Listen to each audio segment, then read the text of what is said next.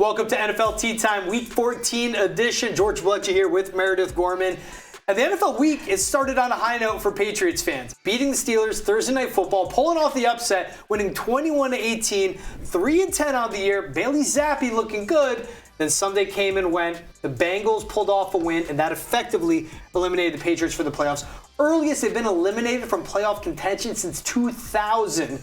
This is the 6th time they'll miss the playoffs under Bill Belichick. So Meredith, bittersweet weekend. Get the win. Looked good to see the offense actually get some scoring back up that defense.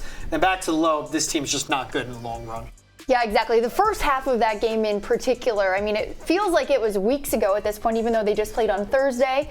But you saw Bailey Zappi in the offense completing these big passes that Zappi threw. You're like, where has this been all season? The offense looked electric. Then, of course, they were shut out by the Steelers in the second half of the game. So how good was the offense, really? And then when you kind of get into the more finer details of things, you realize, they're playing the Steelers. They have a huge test against the Chiefs this weekend, despite the Chiefs losing their last two games. I mean, if you look at the game that they played against the Bills yesterday, that game really went down to the wire and to a controversial call, which we'll get into later. But about that team being eliminated right now, I mean, if they lost to the Steelers on Thursday, they were going to be eliminated right then and there. Now, because of the Bengals, they're out. It's got to be hard on that team to not be playing for really anything except your own stats and team morale right now? Yeah, that's what I think it would be. You want to see these guys. We talked about it last week. You hear from the Hunter Henrys. You hear from the Jabril Peppers. Like, you can't tell NFL players to go out and lose games. They're not wired that way. And football is too grueling, too demanding. You only play once a week. To go out and just serve up an L, the coaches, the players won't do that. But there was like a perfect storm they needed. They needed to win out, first off. They needed to finish 7-10. They needed the Bengals to win lose all but one game. It was so many teams coming to the picture, but the Bengals won. That put them out of it. This is the reality for the Patriots. I mean, you look back, 2000, 2002, 2009. Now, 2020, 2022, 2023, they're missing the playoffs. They haven't won a playoff game since they won the Super Bowl against the Rams in the 2018-2019 season. This is new reality for it, and this was a team, we even joked, they're not eliminated, but they are. They weren't a good team, so it's just the harsh reality of it. But as you pointed out, you look at that first half, Bailey gave them a boost you wanted to see. Just the offense just shows some semblance of looking like an NFL team. They got that. It is now you're evaluating players for next season. Can Bailey Zappi be a backup quarterback? Should you bring back Hunter Henry, Jabril Peppers, Kyle Duggar, Mike Onwenu had a good bounce back? These are the guys you're watching for. The Patriots showed that. Yeah, absolutely. And I think it'll be, interesting to see how the rest of the season goes for them, because even last week, leading up to the Steelers game, players were asked in the locker room and at media availability all week, what is it like, preparing for a game when it's more or less a long shot that you'll make the playoffs and it doesn't feel like you're playing for something like this Patriots organization has for so long?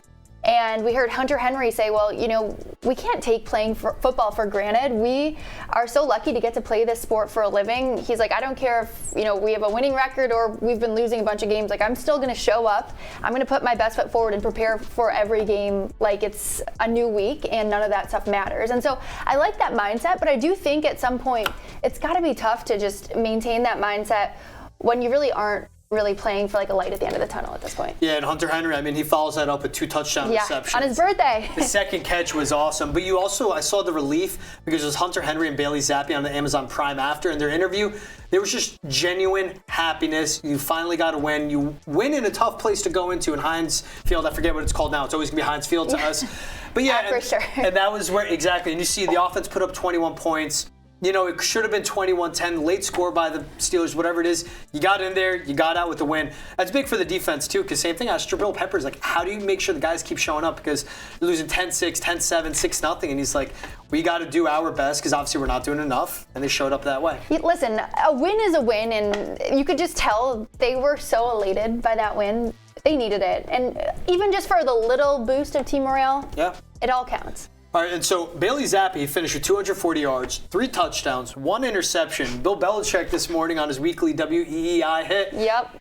He said he's not going to announce a starting quarterback. And, quote, I am not announcing who's doing what. So this is Bill Belichick. You've experienced him. You've covered him longer than I, but this is him going, I'm not going to say who's starting quarterback because I'm not going to say who starting running back is and the receiver. And, we don't care. We want to know if Bailey is a starting quarterback. But in your opinion, you stick with him. I say yes. Yeah, you say what? I listened to that this morning. Bill gave no hints whatsoever, and he was asked the question in multiple ways throughout that interview segment. Shout out to Greg Hill and his crew. There's no way Bailey Zappi won't be the starter against the Chiefs, because how can you take him out after he had that game? Sure, people can say, oh, it was against the Steelers. Like, Bailey Zappi still, some people say, not a starting caliber quarterback, or whatever the criticism can be about Zappi, but you can't pull him and bring Mac Jones back in as the starter after the way he played.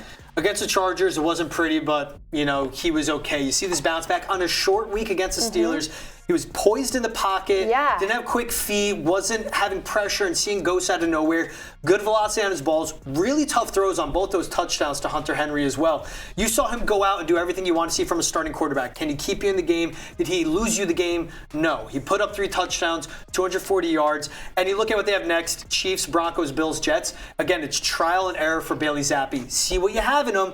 If you could bring him back as a backup quarterback that can help out a rookie you might draft, that's what you want. You stick with Bailey for the rest of the season unless it gets so bad like we saw with Mac, then you go, okay, Malik, Will Greer, you're up next. Let's see what you got. Exactly, and I think at this point, we've all talked about this. Everyone has their own opinions, but I still believe in Mac. I think he could be a starter with another team or under a different coach. I think he needs a change of scenery, whether it's with a different organization or a new head coach.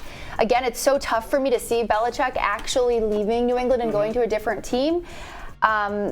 So whether that's Mac staying in New England or somewhere else, I hope that it works out for him. But if they're not playing for anything at this point, why not give Bailey the reps? Yeah, I say turn a whole new page for quarterback for next season. But I also hope Bailey starts, because the celebration between Bailey Zappi and Bill Belichick after the game was awesome. Let's pull it up. You guys have to watch this one. You will die at this from Bailey. All right, this is great. So he goes in, daps up Bill O'Brien, gives him a big hug, and then he's like, thumbs up, yeah, Bill. Oh, you want to shake? Yeah, cool, I'll shake your hand. This is like, you walk in, you see your fun uncle, give him a big hug after a night out drinking, and then you see your future father-in-law. You're like, oh, button it up, I gotta be straight with him. Hi. Just the oh yeah, I can actually shake your hand, you want to talk to me? This is Bill. This is Bill O'Brien, and this is Bill Belichick. What were you thinking when you saw this one, Meredith? I think it's hilarious. It's so hilarious. It sums up the way that the media and people in the public portray Bill Belichick. Everybody kind of views him as scary or more of an authority figure. Yeah. Bill O'Brien could be Bailey Zappi's dad as well. But it is really funny. And I think, Bailey's young. He's just trying to be respectful here. And from what I've heard from players within the organization, Bill Belichick isn't scary and scaring the fear of God into them like people from the outside may perceive. But that's good. I'm sure he watched that and was like, oh no.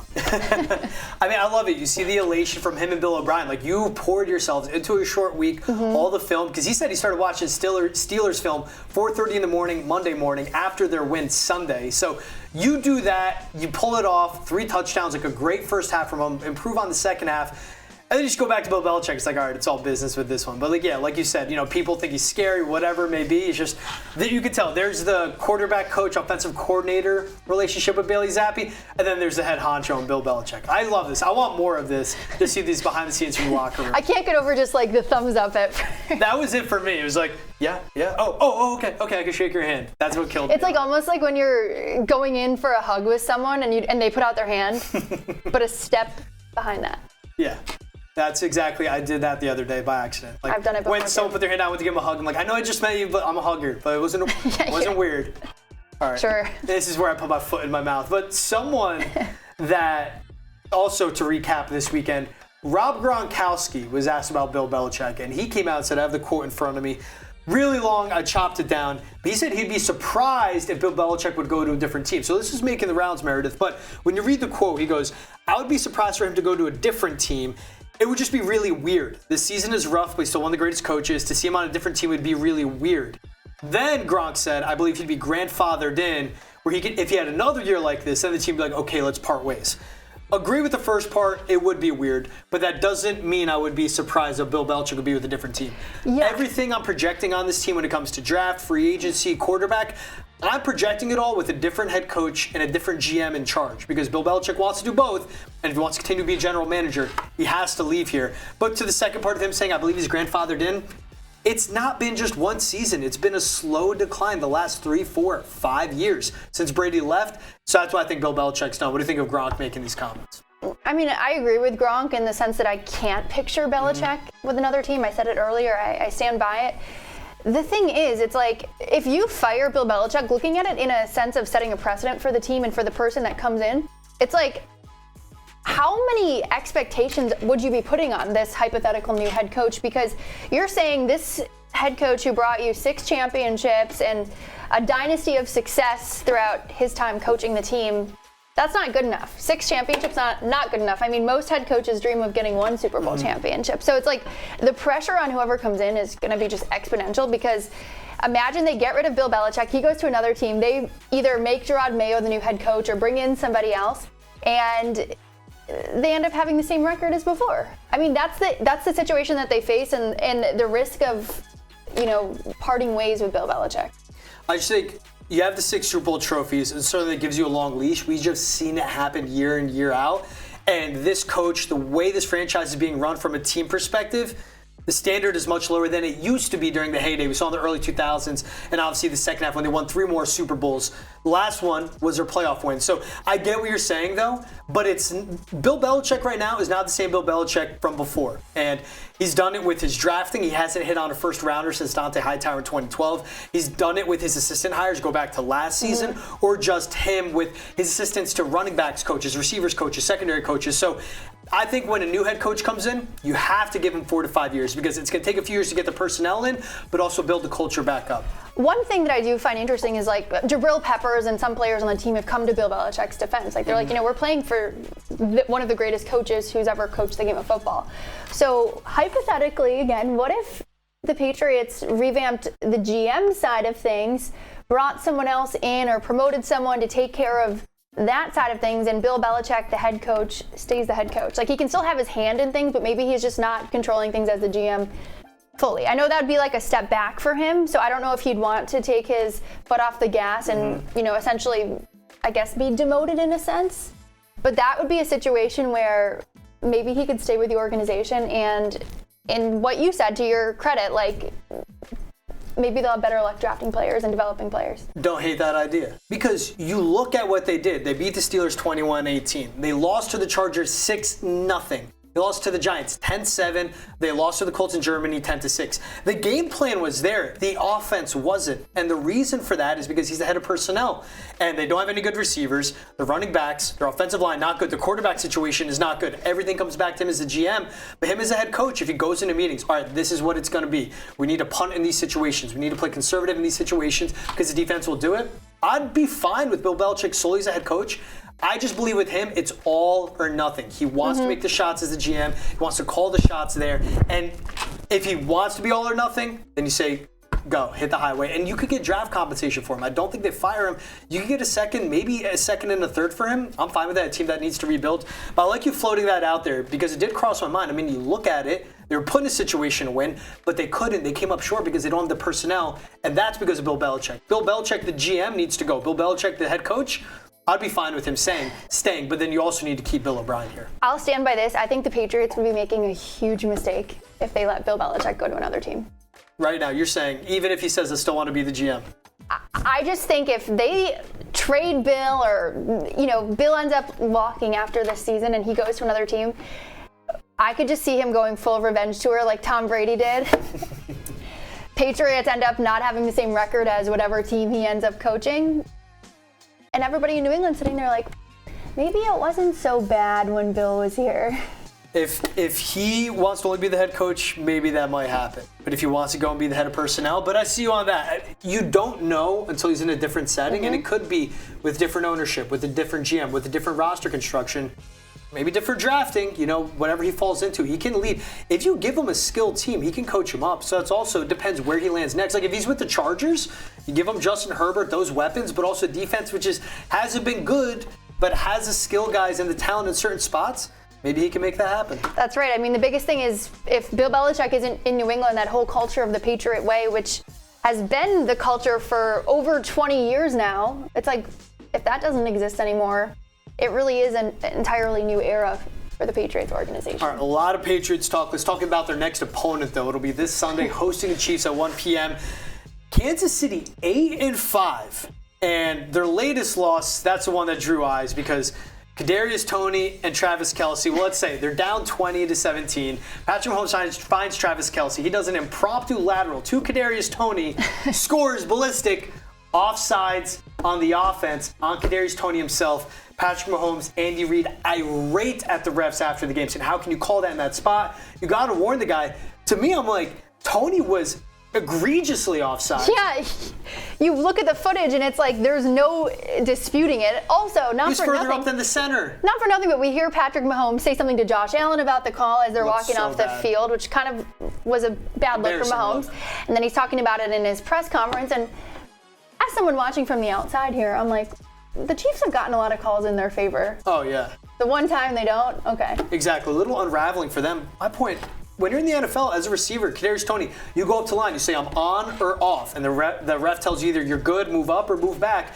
Because likewise, if he was too far back, they could call too many men in the backfield as an illegal formation, and the play would be negated either way. So that's on Toney not checking with the ref. And if the ref didn't give him the okay and he's still lined up, then that's on him again. This is a guy, you got to remember, Kadarius Toney, drafted by the Giants in the first round 2021, traded to the Chiefs week 9 of 2022. When you're that quick for a team like the Giants that needs receiver talent to get rid of somebody, especially first rounder, that says a lot about them. It's not the first time we've seen him in this spot, not just in Kansas City, but with the Giants as well. It's an embarrassing look for Patrick Mahomes and Andy Reid, and at the same time, it's just a bad look. But Brett Veach never adjusts a receiver room in the Chiefs. They're a receiver away from this offense being good with a great defense, and they're biting it right now. It's really catching up to them. You know what? When you watch the play, though, to the Chiefs' credit, the lateral play was amazing. I'm a huge fan of lateral plays, and oh my gosh, yeah. You know, I saw something. They were like, when Travis Kelce makes it into the Hall of Fame, I hope they still show that play. I think Patrick Mahomes said that after the game. Yeah, it was weird. He's like going like, that's a Hall of Fame career. They can't show it on his highlight reel. Like, all right, he's been a Hall of Famer, you know, for recent memory. But when the Chiefs come to town, it'll be interesting. That is a great defense. Taylor Swift maybe at Gillette Stadium this weekend. Ooh, that'd be exciting. One of her favorite venues to play at, obviously. Most expensive ticket in Gillette Stadium history was Taylor Swift, her first 3 shows. George will be there. Keep your eye out for Taylor. Yeah, can't wait. All right, thank you so much for watching NFL Tea Time Week 14. We'll see you next week for 15.